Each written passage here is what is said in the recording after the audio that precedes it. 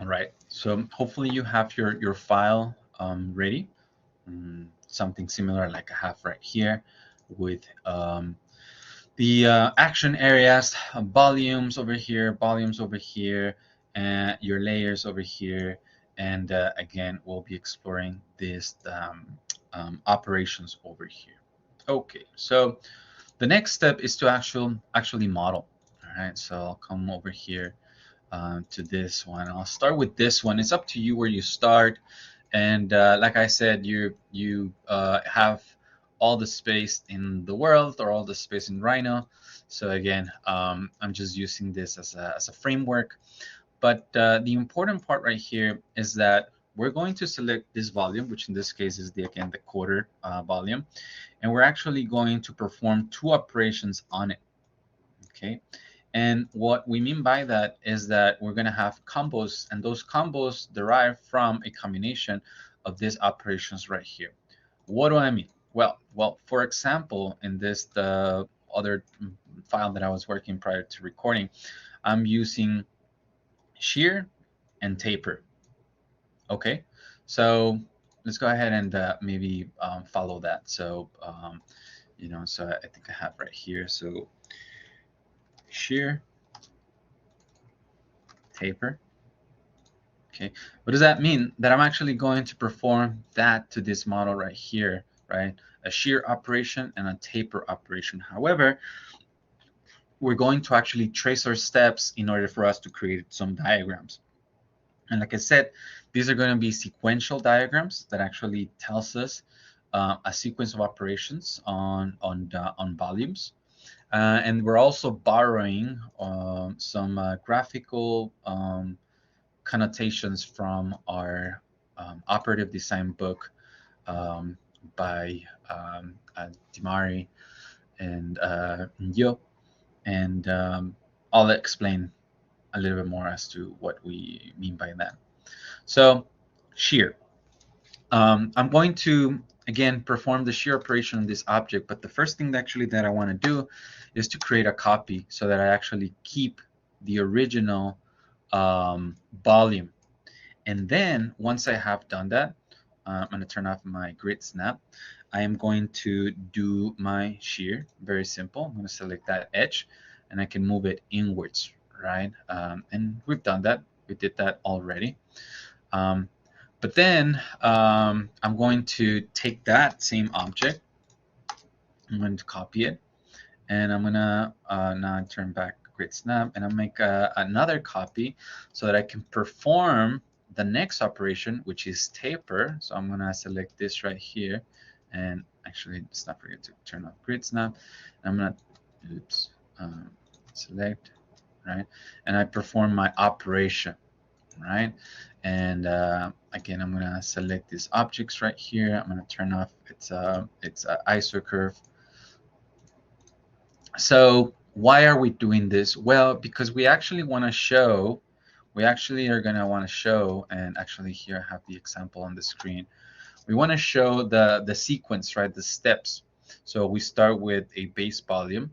That base volume gets pushed inwards from this corner right here with a shear action, which then results in the green lines right here. But then we have the orange that shows us the ghost or the origins of that form, which then we move on to number 3, which then this dashes match now the green over here.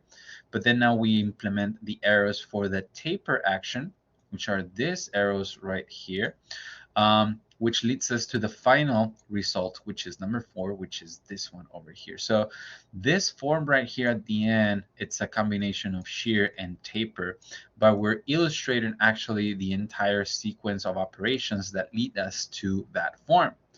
And as you will see, the actual purpose of the exercise is to diagrams the full sequence of operations, right, from volume A, B, C, D, and E onto the final form, which is the resulting geometry that you guys will be building and representing.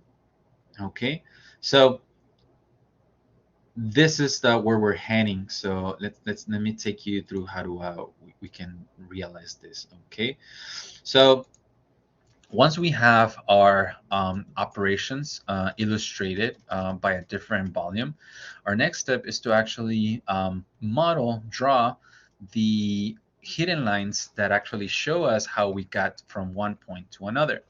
And that's quite simple, right? So if you go into your wireframe layer, the next thing that you do is use a command called extract wireframe. So I'm going to select this object right here, press enter, and then it seems like nothing happened, but if you notice we have a yellow selection, that means that there's something selected. Next thing I'm going to do is move, right? Enter. I snap from that point to this point right here. So what just happened? We now have a volume which was modified through a simple modeling command. In this case, pushing that edge right there, which represents our shear. And then we extracted the wireframe from the original geometry, the original volume. We bring it on to the its next step in the sequence, because that's going to show us the original state of the form. And we'll do the same, right? We're going to repeat that. We go to this volume now, and I can press enter to repeat the oh, I need to type the command again, extract wireframe, select the object, enter, and now I can type move, and I can snap from this point to this point. And it might seem that they're the same, but they're not, right? They're not. And as you can maybe picture, visualize this um, this orange right here is a ghost of the original form. Uh, this orange right here is the ghost of the original form as well. So again, we're creating this chain, this sequence of operations, and we're illustrating how we got from one point to another. So graphically, we've already illustrated, right, the initial properties or the initial geometry that led us to the second step right here. The next thing that we want to do to illustrate our actions, it's a series of arrows, as you can see right here, that actually denote, it's like, okay, shear, great. What does that mean? Well, that means that we actually push this edge inwards like that. Taper, what does that mean? Well, that means that actually we selected all of these four sides right here, and they moved inwards, as we can see illustrated by these arrows. And the only thing that we need to worry about, or what I like to do, is draw the lines in Rhino, because for me it's easier to visualize in 3D. And then we turn them into an arrow in Illustrator. All right, so we can go now onto our arrows layer, and let me come over here to the file that I'm working on. Let's go ahead and turn on arrows layer right here. And then it's quite simple. What we do is do a line, for example. And as you can see right here, I'm on the outside, right? So I'm gonna snap to that middle right here. And you can, I would have grid snap off, and you can hold shift, and you can bring a line. You can sort of eye it right here. You can further edit it in Illustrator. So that brings us to that point right there, right? Because we know that what we did, or what I did in this case, is I selected this edge right here, and then I'm pushing it right inwards. So that's what we want a diagram. And that's what this little line is going to help us do. And then on the other one, so again, this is the base volume, this is step 2, and this is step 3. On step 3, we actually, again, in the tapering action, we pushed inwards all of the four corners. So it's the same idea. You can type line,